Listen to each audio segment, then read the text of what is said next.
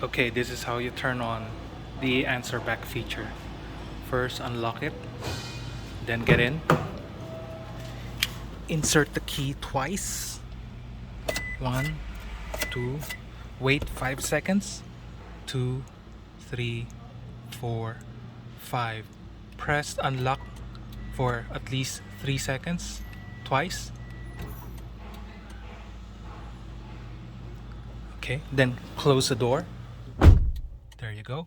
And then lock, unlock, lock, lock, unlock. Now the answer back is enabled. If you press lock, there you go. If press unlock, okay. To turn it back off, so first we lock it again, then unlock, open the door, insert the key twice, wait 5 seconds, 3, 4, 5, press unlock twice for 3 seconds, twice, another one,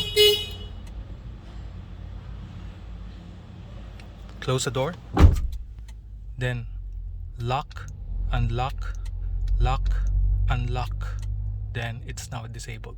Lock and unlock. Alright, that's it.